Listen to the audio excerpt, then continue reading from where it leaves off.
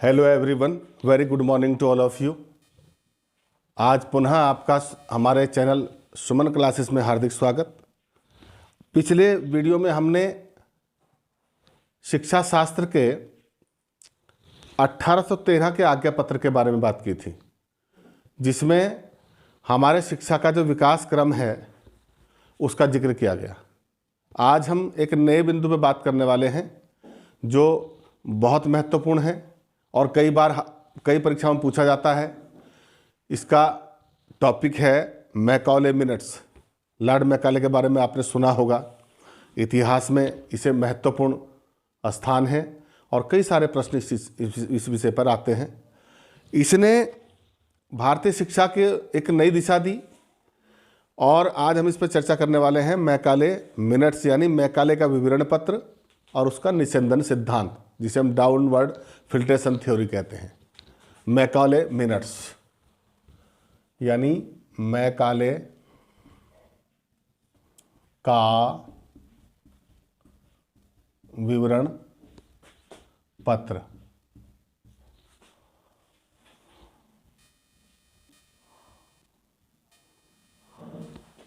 क्या है ये मैकॉले का विवरण पत्र? इसे समझने के लिए हमने, जैसा मैंने पिछले 1813 के आज्ञा पत्र में जिक्र किया था कि ब्रिटिश सरकार के समय पर जब ईस्ट इंडिया कंपनी भारत में शिक्षा व्यवस्था को चला रही थी तो 1 लाख रुपया उन्होंने भारतीयों की शिक्षा पर खर्च करने के लिए प्रतिवर्ष के लिए स्वीकृत किया। उस ज़माने में 1 लाख रुपये बहुत होता था 1813 में। और धारा 43 के अंतर्गत ये प्राविधान किया कि इस रुपये को भारतीय भाषा साहित्य एवं विद्वानों पर खर्च किया जाएगा, यानी भाषा साहित्य और विद्वानों को प्रोत्साहित करने के लिए किया जाएगा। लेकिन उस पर यह स्पष्ट नहीं था कि जो भाषा साहित्य है वो भारतीय भाषा जैसे अरबी, हिंदी, संस्कृत और उर्दू पर खर्च किया जाएगा या अंग्रेजी साहित्य पर, भारतीय भाषाओं के विद्वानों पर या अंग्रेजी भाषा साहित्य के विद्वानों पर। और ये विवाद चलता रहा और इस कारण ये पैसा पूरी तरह खर्च नहीं किया जा सका।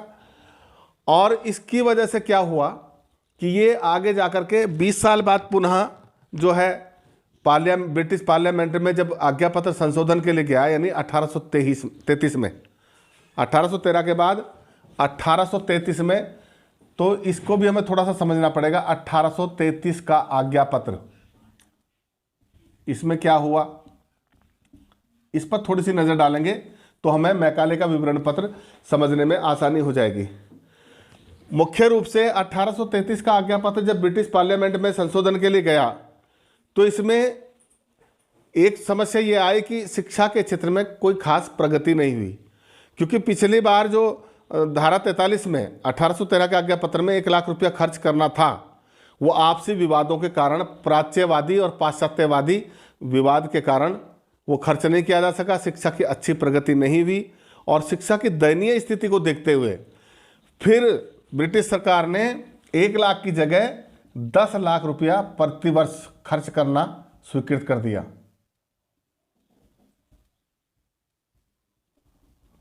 प्रतिवर्ष स्वीकृत किया 1833 में। अब ये 1 लाख के लिए लड़ाई हो रही थी तो अब 10 लाख हो गए तो फिर ज़्यादा बवाल हो गया, बहुत ज़्यादा विवाद हो गया कि भाई इसको भारतीय भाषाओं को प्रोत्साहन के लिए खर्च किया जाए या अंग्रेजी भाषा साहित्य के लिए खर्च किया जाए। इस बात को ध्यान में रखते हुए ये विवाद बढ़ने लगा।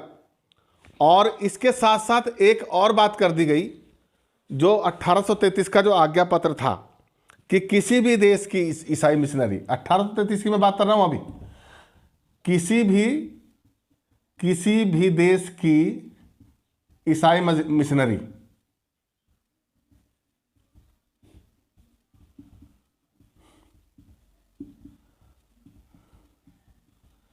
भारत में आ सकेगी,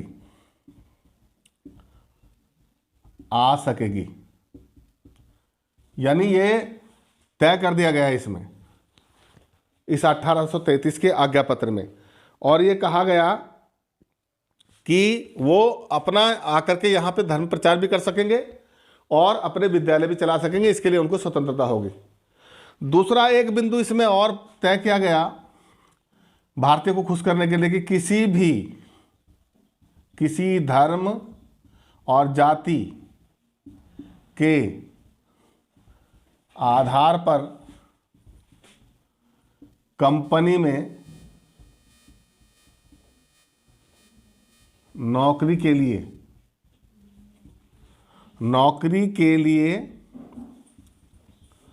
भारतीयों को अयोग्य नहीं समझा जाएगा। ये बड़ी बात थी।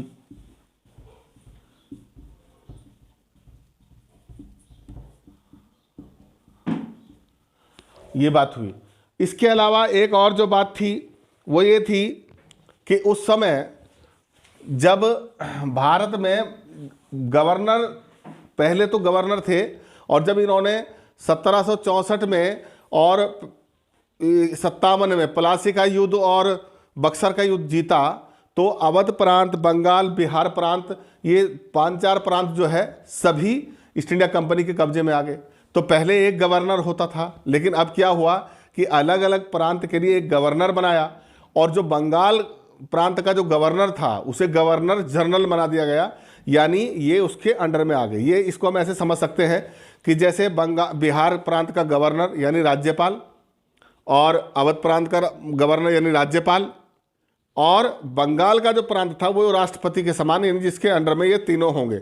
इस तरह की व्यवस्था कर दी गई, और ये कहा गया कि बंगाल का गवर्नर इनको जो है संचालित करेगा अन्य प्रांतों को। बंगाल का गवर्नर जनरल अन्य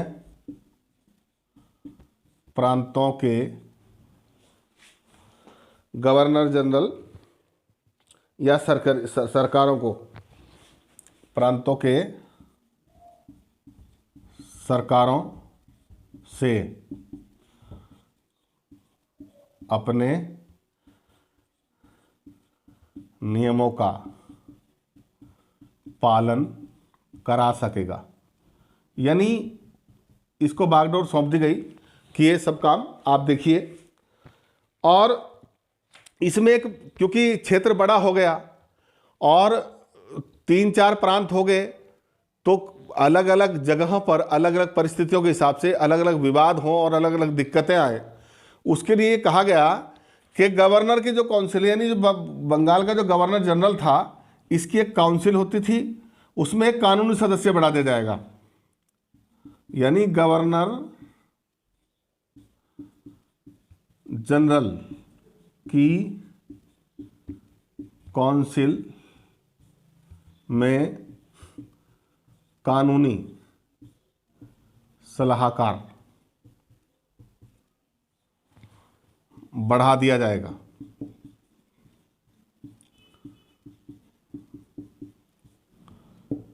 ये 1833 के आज्ञा पत्र में तय किया गया। ये मैं इसलिए जिक्र कर रहा हूं कि जब हम मैकाले मिनट्स पे आते हैं तो ये मैकाले कहां से आया, कौन था ये। इस 1833 के आज्ञा पत्र में ये जो बिंदु है, चौथा बिंदु, गवर्नर जनरल की काउंसिल में एक कानूनी सलाहकार बढ़ा दिया जाएगा, जब ये तय हुआ और यहां पर ये 10 लाख रुपया प्रतिवर्ष जो है स्वीकृति कर दी गई शिक्षा के क्षेत्र में, तो जो 2 वर्ग बने थे, पाश्चात्यवादी और प्राच्यवादी, इन लोगों के बीच में और ज़्यादा संघर्ष हो गया 1833 में।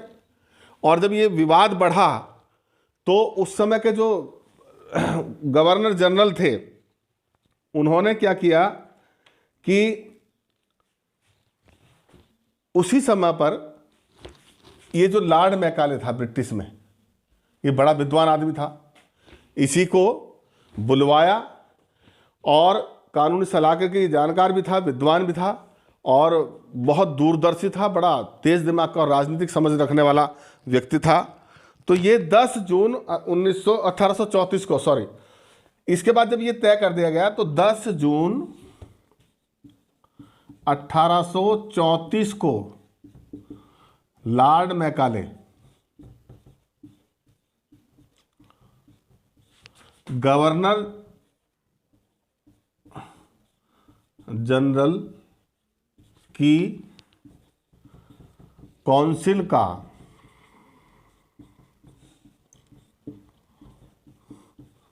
कानूनी सलाहकार,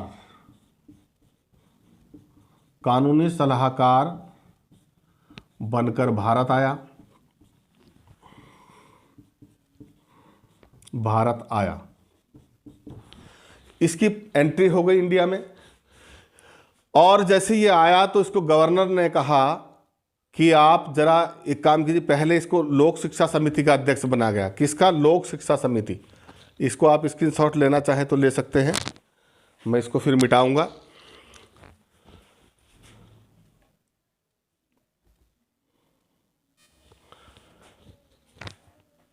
ये स्क्रीनशॉट आपने ले लिया होगा। मैं इसको इसलिए बताना जरूरी समझ रहा था क्योंकि अब जब हम मैकाले का विवरण पत्र पढ़ेंगे तो ये उसके लिए एक भूमिका का काम करेगा।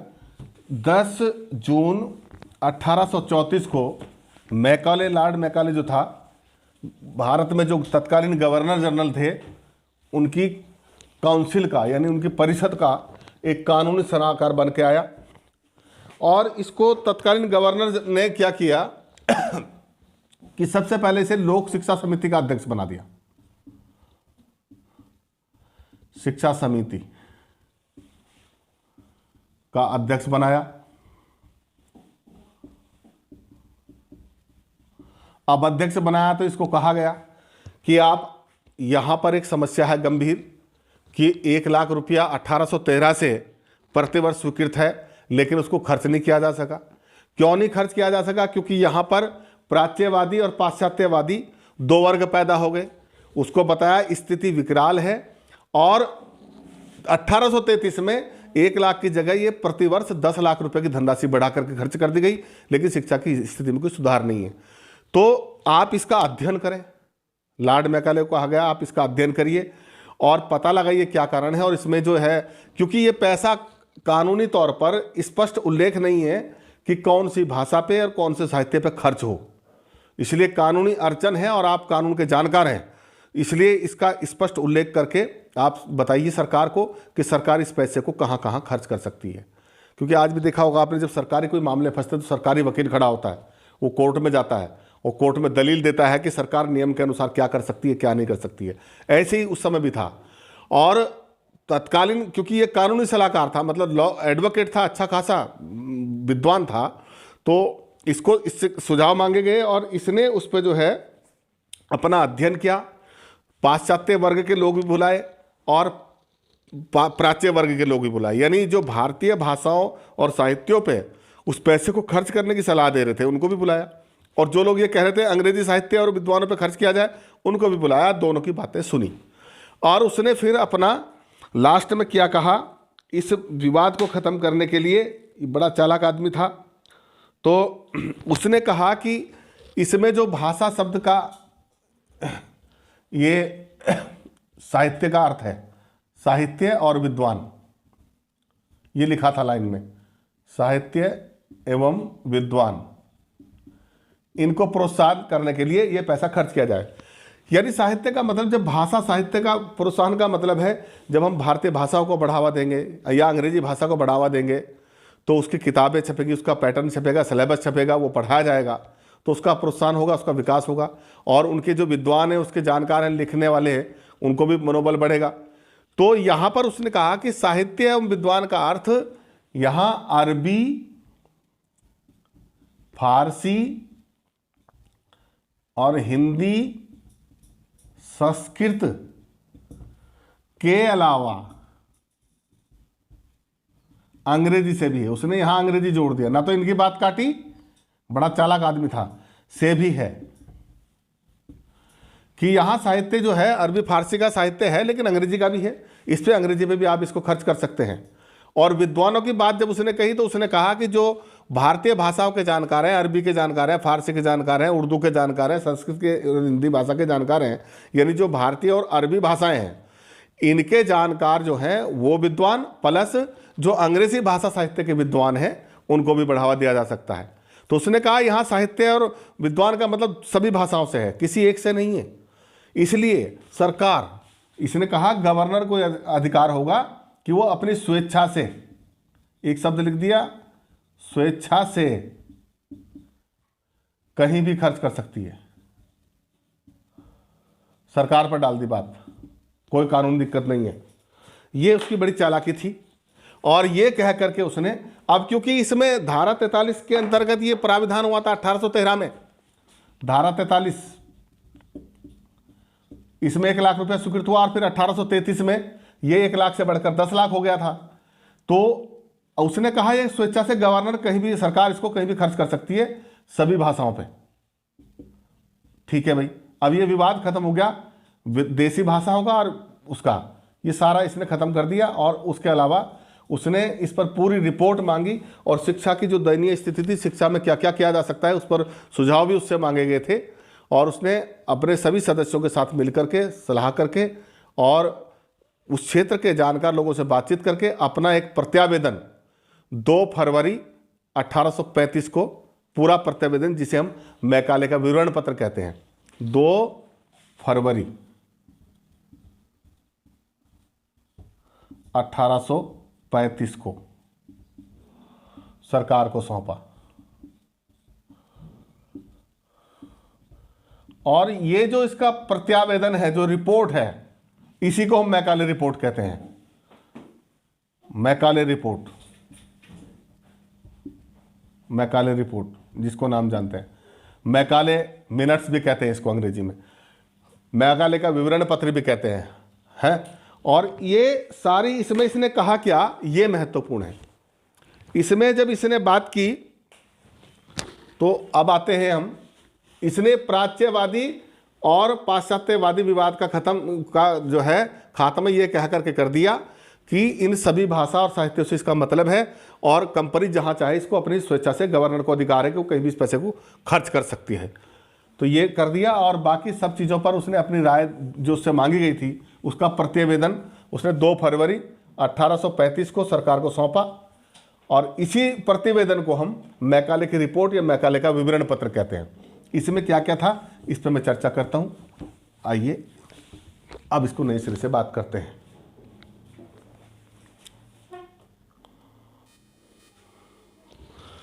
तो मैं ये कह रहा था कि इसने, जो मैकाले ने अपना 2 फरवरी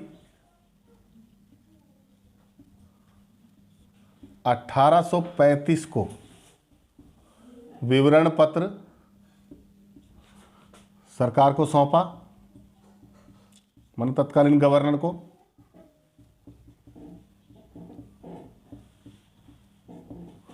और इनके इस दस्तावेज को, इन विवरण पत्र जो इसका था, 7 मार्च 1835 को उस समय के जो गवर्नर जनरल थे लॉर्ड विलियम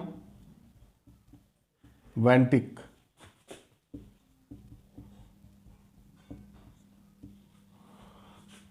ने स्वीकृति प्रदान कर दी। इसने जो रिपोर्ट बना के भेजी उसे मान लिया गया, स्वीकृति प्रदान की गई, और इस प्रकार भारत के शिक्षा के इतिहास में एक नए अध्याय की शुरुआत हुई। यानी कहा जाना चाहिए कि भारत में अंग्रेजी शिक्षा की शुरुआत हुई। ये एक बहुत बड़ा दस्तावेज था जो बहुत महत्वपूर्ण है इतिहास में। और इसको देखिए इसने क्या क्या इसमें कहा, मैं इस पर थोड़ा बारी बारी से बात करता हूँ। अभी ये बड़ा चालाक आदमी था। इसने रिपोर्ट में ये तो कहा कि भाई ये पैसा जो है सरकार उस पर खर्च करे, लेकिन इसने साथ साथ एक रिपोर्ट भी लगा दी कि भारतीयों को जो है अंग्रेजी ज्ञान विज्ञान की आवश्यकता है, और भारतीय भाषाओं में इतना दम नहीं है कि वो इनकी उन्नति कर सके या इनकी तरक्की कर सके। और इसके बारे में, भारतीयों की भाषा साहित्य और ज्ञान विज्ञान के बारे में वो पहले ही पूर्वाग्रह से प्रेरित था। उसकी राय भारतीयों के बारे में अच्छी नहीं थी, और इसके संबंध में उसने कई बार अपनी अपनी बातें कही। देखिए मैं इस पर 2-3 बातों पे बात डालूंगा। भारतीय भाषाएं दुर्बलता का शिकार है। उसने कहा भारतीय भाषाएं दुर्बलता का शिकार है, ये मैकाले ने कहा। उसने कहा इसमें अतिशयोक्तिपूर्ण साहित्य भरा पड़ा है, कहानियां हैं, इसमें ऐसे ऐसे जिक्र है कि समुद्र, सिरे के समुद्रों की बातें कही गई है, खून की नदियों का जिक्र होता है, महाभारत में ऐसे ऐसे व्यक्तियों का जिक्र है जिसमें एक एक आदमी में 10,000 हाथियों का बल है, जो इम्पॉसिबल है। उसने तर्क देते हुए कहा कि ये सब बकवास है, ऐसा पॉसिबल है ही नहीं कि एक आदमी में 10,000 हाथी का बल हो। भला सीरे के समुद्र कहीं होते हैं या खून की नदियाँ कहीं बहती हैं? तो इस तरह से उसने भारतीय भाषाओं का मजाक उड़ाते हुए भारतीय भाषाओं को कमज़ोर बताया और ये कहा कि ये दुर्बलता का शिकार है और इसके स्थान पर भारतीयों को अंग्रेजी भाषा के माध्यम से शिक्षा दी जानी चाहिए। और कुछ भारतीय भी इसके पक्ष में थे और उसका ये तर्क बिल्कुल इसलिए भी सही था क्योंकि उस समय राजा राम मोहन राय भारत में एक बहुत बड़े समाजसेवी आंदोलनकारी थे और वो भी यही चाहते थे कि अंग्रेजी में शिक्षा हो। और उसने ये सिफारिश की कि अंग्रेजी ज्ञान विज्ञान की इनको शिक्षा दी जानी चाहिए। उसने कहा, दूसरी बात उसने कहा कि भारतीयों को भाषा और साहित्य का अभ्यास कराया जाए।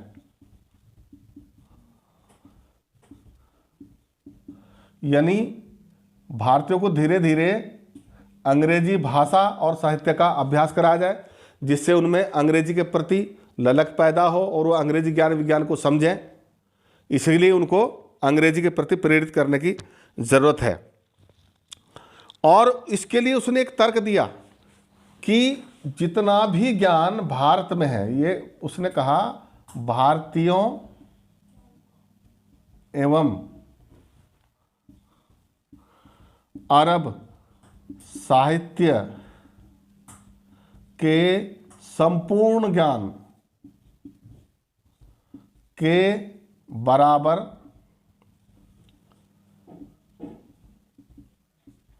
यूरोपियन पुस्तकालय। ये बड़ी महत्वपूर्ण बात है कि एक अलमारी है। इसको दूसरी भाषा में भी कह सकते हैं। उसका कहने का मतलब ये था कि जितना भी ज्ञान भारतीय साहित्य में और अरबी साहित्य में भरा पड़ा है उससे कई ज़्यादा अधिक ज्ञान एक यूरोपियन पुस्तकालय की एक छोटी सी लाइब्रेरी में रखी किताबों में है। उसने इस तरह मजाक बनाया और ये बड़ी महत्वपूर्ण बात है। और ये कहते हुए उसने इस बात का खंडन किया कि इसलिए ज़रूरी है भारतीयों को कि भारत के में जो हमारा राज्य है वो भी मजबूत होगा। उसने तर्क दिया कि जब भारत में अंग्रेजी जानने वाले लोग रहेंगे तो उनके और हमारे बीच में बातचीत का संवाद बढ़ेगा और हमारा राज्य भी मजबूत होगा। तो चालाक तो वो था ही। उसने इस तरह के तर्क दे करके सरकार को अपने पक्ष में लिया और अंग्रेजी भाषा को बहुत ज़्यादा महत्व देते हुए उसने ये कहा कि भारत में अंग्रेजी राज्य को मजबूत करने के लिए अंग्रेजी भाषा का महत्व बताया उसने। ये कहा अंग्रेजी बहुत ज़रूरी है भारतीयों के लिए। यदि हमें भारत में अपना राज्य मजबूत करना है और सिक्योर करना है और उनके और अपने बीच में संवाद साधना है तो अंग्रेजी को महत्व दिया जाना चाहिए। और उसने कहा, ये बात क्यों कही उसने? इसके लिए उसने एक बात कही कि हम भारत में ऐसे लोगों को उत्पन्न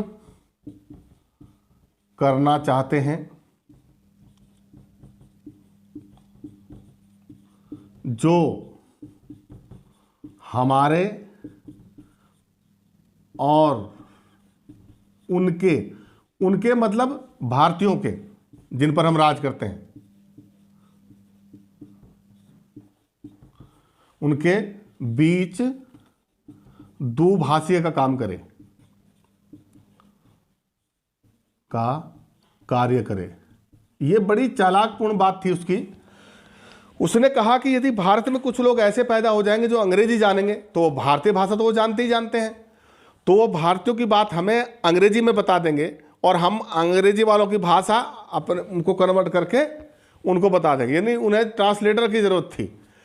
और उससे क्या फ़ायदा होता कि वो भारतीयों की इच्छाओं का, उनकी भावनाओं के बारे में उनको समझ करके भाषा के माध्यम से तब उनके अनुरूप कार्य करके अपने राज्य को अधिक फैलाने। ये बड़ी साजिशपूर्ण बात थी।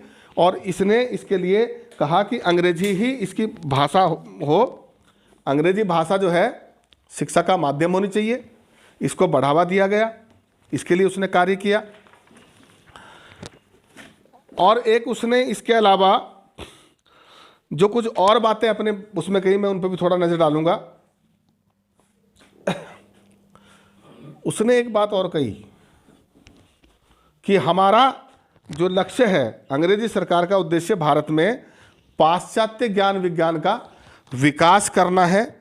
इसलिए जो निर्धारित धनराशि है, जो धारा 43 में मैं जिसका जिक्र कर चुका हूं, 1 लाख रुपए और जो अब 10 लाख रुपए कर दी गई थी, उसको पाश्चात्य भाषा साहित्य पर खर्च किया जाए। ये भी उसने सुझाव दिया।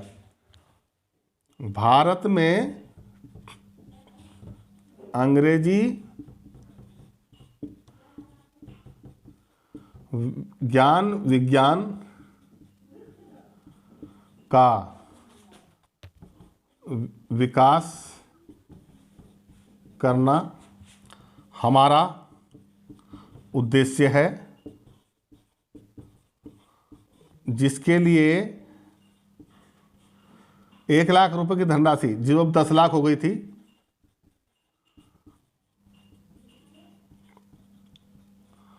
धनराशि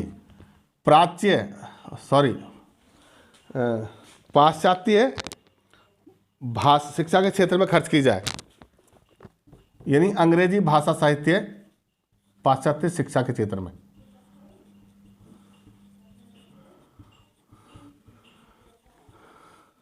खर्च किया जाए। उसने ये सुझाव दिया गवर्नर को कि कोई ज़रूरत नहीं है भारतीय भाषाओं को बढ़ावा देने की, वो जैसे उनके स्कूल चल रहे हैं वैसे चलने दो, उनको जो आर्थिक मदद मिलती है उसे बंद कर दो, और जो वो आर्थिक मदद बचती है, जो वो पैसा बचेगा, उसको भी जो है अंग्रेजी भाषा साहित्य के खर्च में लगा दो। ये उसने सरकार को सुझाव दिया। और इसका आप स्क्रीनशॉट लेना चाहें ले सकते हैं। आगे बढ़ते हैं फिर।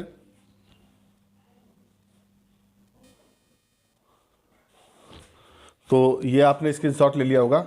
मैं 1-2 बिंदु पे और बात करूंगा।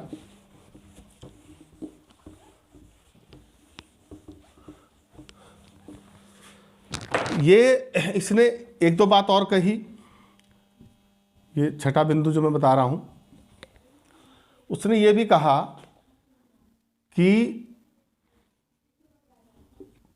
प्राच्य विद्यालय मतलब जो अरबी, फारसी, हिंदी, संस्कृत के विद्यालय थे, को जैसे चल रहे हैं वैसे ही चलने दिया जाए।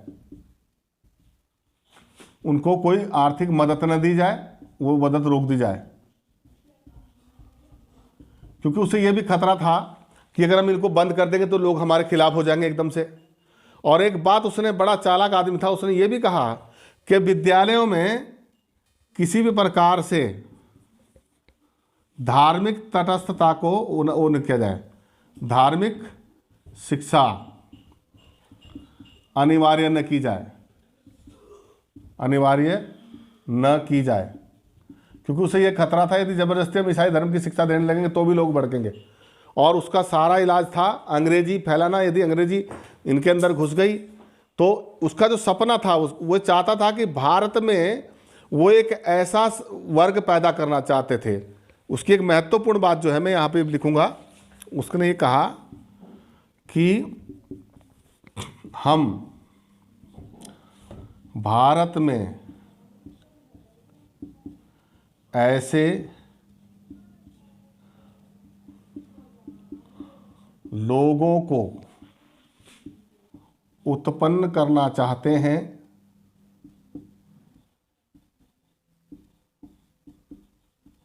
जो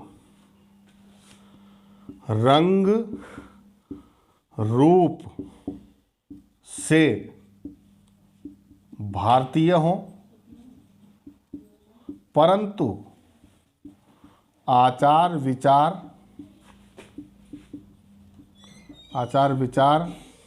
भाषा एवं सोच की दृष्टि से अंग्रेज हों। ये बड़ी चालाकी थी उसकी।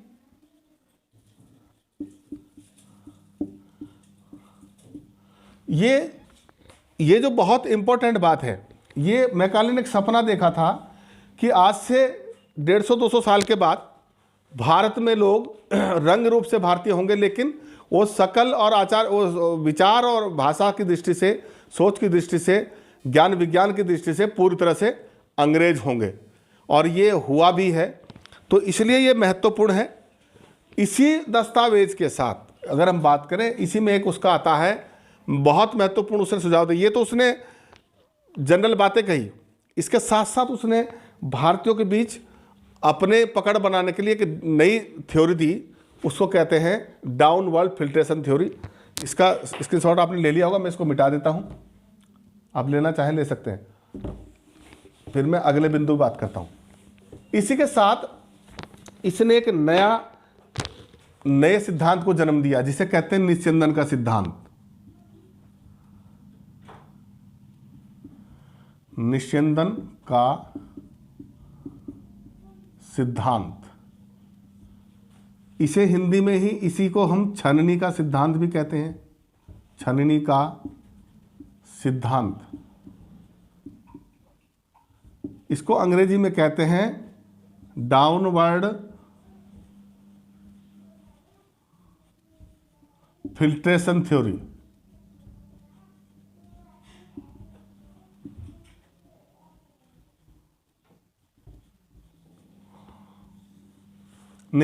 इसी को अधोगामी सिद्धांत भी कहते हैं। एक नाम और है इसका,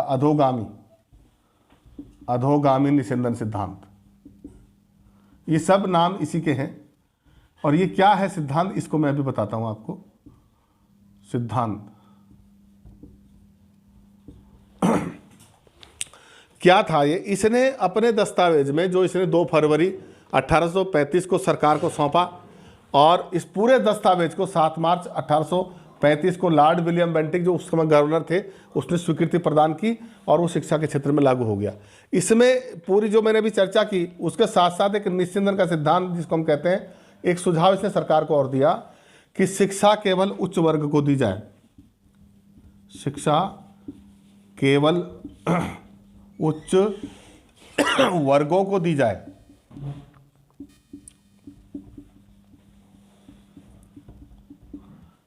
उनका अनुसरण निम्न वर्ग स्वयं करेंगे।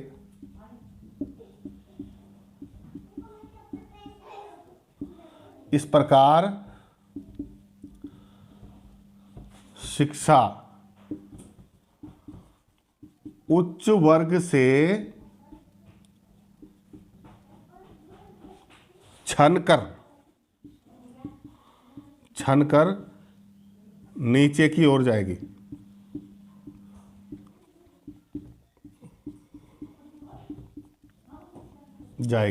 ये इसकी बड़ी चालाकी की बात थी। इसने कहा जो भारत में मध्यम वर्ग है, ऊंचे वर्ग हैं, जो संपन्न लोग हैं, उन्हीं को शिक्षा दी जाए। हमको सबको शिक्षा देने की ज़रूरत नहीं है, सबकी शिक्षा पे पैसा खर्च करने की ज़रूरत नहीं है। बाकी लोग बड़े लोगों को देख करके, अपने उच्च वर्गों को देख करके उनकी नकल करेंगे और फिर उनके पीछे लग करके, तो ये शिक्षा जो है ऊपर से नीचे की ओर जाएगी, छन करके। इसको छन्नी का सिद्धांत इसलिए कहा गया। छन्नी का सिद्धांत का मतलब उच्च वर्ग से नीचे की ओर शिक्षा का जाना। इसी को डाउन माने नीचे की ओर, डाउनवर्ड फिल्ट्रेशन थ्योरी, छन करके फिल्ट्रेशन थ्योरी। अधोगामी यानी नीचे की ओर, पीछे की ओर। तो शिक्षा केवल उच्च वर्गों को दी जाए और उनका अनुसरण निम्न वर्ग स्वयं करेंगे। इस प्रकार शिक्षा उच्च वर्ग से नीचे की ओर दी जाएगी। इसके लिए उन्होंने बहुत सारे प्रावधान किए और कहा कि इनकी जो लोग प्राच्य विद्यालयों में पढ़ेंगे उनकी स्कॉलरशिप बंद कर दी जाए, जो वहाँ के पढ़े लिखे होंगे उनको कंपनी में कम नौकरी दी जाए। इसके अलावा बहुत सारी चीज़ें उसने इसको ख़त्म करने के लिए, और ये कहा कि उनको बंद नहीं करना है स्कूल को, अगर बंद करेंगे तो लोग नाराज़ हो जाएंगे, लेकिन उनकी धीरे धीरे क्या है, मदद रोक दो, उनको आर्थिक सहायता देना बंद कर दो। जो लोग वहाँ पढ़े लिख रहे हैं उनको कंपनी में नौकरी देना बंद कर दो। कंपनी में जो लोग इंग्लिश के पढ़े लिखे हैं उन्हीं को नौकरी दो, तो लोग अपने आप अंग्रेजी सीखने आएंगे। जो अच्छे पढ़े लिखे हैं उन्हें अफसर भी बनाओ। तो बड़ी साजिश के तहत ये बहुत बड़ा दस्तावेज है मैकाले का। ये 2 पेज में 10 मिनट में इस पर बात नहीं की जा सकती, लेकिन जो मैंने मुख्य बातें की वो ये थी कि, और ये जो निस्यंदन का सिद्धांत है, ये बड़ा खतरनाक था। इसके कारण हुआ क्या, शिक्षा में ये लागू कर दिया गया और 1835 के बाद जब शिक्षा हुई तो इसी तरह किया गया। और फिर ये 1833 के बाद दस्तावेज 1854 में जाकर के आया। 1854 में सर वुड डिस्पैच एक वो आता है घोषणा पत्र। जब नया कानून बनाने के लिए 20 साल बाद ये रिन्यू होना था, शिक्षा नीति, नवीन शिक्षा नीति लागू होनी थी और इसमें परिवर्तन होना था, तो उस समय जाकर के इस निस्यंदन सिद्धांत को ख़त्म किया गया। उसकी चर्चा में उसमें वुड के घोषणा पत्र में करूँगा। तो ये आपका पूरा का पूरा दस्तावेज इस प्रकार का था। इसमें लॉर्ड विलियम बेंटिक जो तत्कालीन गवर्नर जनरल थे वो बड़े चालाक थे, वो इसके फेवर में थे। हालांकि जब ये पूरा दस्तावेज जब इसने रिपोर्ट अपनी सौंपी गवर्नर जनरल को, तो जो पार्लियामेंट में बोर्ड में गई रिपोर्ट और वहाँ इसको पढ़ा गया, तो एक प्रिंसेप थे, लॉर्ड प्रिंसेप, जो उस कमेटी के मेंबर भी थे, उसने इसका बहुत विरोध किया, लेकिन उसकी बात सुनी नहीं गई और तत्कालीन गवर्नर ने इस पर मोहर लगाते हुए 7 मार्च 1835 को इसे लागू कर दिया। और इस प्रकार भारत में अंग्रेजी, और ये भी बात हुई कि उस समय राजकाज की भाषा, एक महत्वपूर्ण बात में भूल गया कि उस समय राजकाज की जो भाषा थी, इसके वैकालिक विवरण के पत्र के बाद राजकाज की भाषा अंग्रेजी को बना दिया गया। सरकारी काम सब अंग्रेजी भाषा में होने लगे। तो अंग्रेजी की शुरुआत इसको मानी जाती है और मैकॉले ही वो आदमी था जिसने भारत को पूरी तरह से अंग्रेज बनाने में कोई कसर नहीं छोड़ी। और इसका परिणाम ये है आज 200 साल बाद भी कि हम पूरी तरह से पाश्चात्य संस्कृति में रंग गए और भारतीय भाषाएं, हाँ इसके कुछ फायदे भी हैं, कुछ नुकसान भी हुए। इसके नुकसान तो ये हुए कि हम भारतीय भाषाएं हमारी धीरे धीरे पीछे की ओर जाने लगी, और फ़ायदे ये हुए हमारी भारतीय संस्कृति नष्ट हुई। फ़ायदे ये हुए कि हम लोग विश्व लेवल पर यानी अंतर्राष्ट्रीय स्तर पर एक दूसरे देशों के बीच भाषा के माध्यम से जुड़े और विदेशी ज्ञान विज्ञान भी भारत में आ सका। उससे नए रास्ते भी खुले, न्यू टेक्नोलॉजी भी आने लगी। इसको हम सारा नकारात्मकता की वजह से नहीं देख सकते, वो उन्होंने राजकाज की दृष्टि से किया था, लेकिन जाने अनजाने में अप्रत्यक्ष रूप से हमें इसके फायदे भी मिले। और इसका नतीजा ये हुआ कि जब लोगों ने अंग्रेजी साहित्य पढ़ा और दुनिया के इतिहास को जानने का मौका मिला, तो उसी के फलस्वरूप लोगों में जागृति आई। 1857 की क्रांति हुई और उसके बाद धीरे धीरे भारत आज़ादी की ओर बढ़ा। तो उसमें भी इसका कहीं ना कहीं योगदान रहा भाषा साहित्य का। तो ये आपका था मैकाले का विवरण पत्र। मुझे उम्मीद है आपको ये पूरी तरह से समझ में आ गया होगा, और मैं उम्मीद करता हूँ कि आपको और अच्छे से समझना है तो इसके बारे में किताबें भी ज़रूर पढ़िए। आप किताब में और डिटेल में आपको मिलेगा। तो मुझे आशा है आपको ये पसंद आया होगा, और आप वीडियो को ज़्यादा से ज़्यादा शेयर कीजिए, सब्सक्राइब कीजिए, लाइक कीजिए।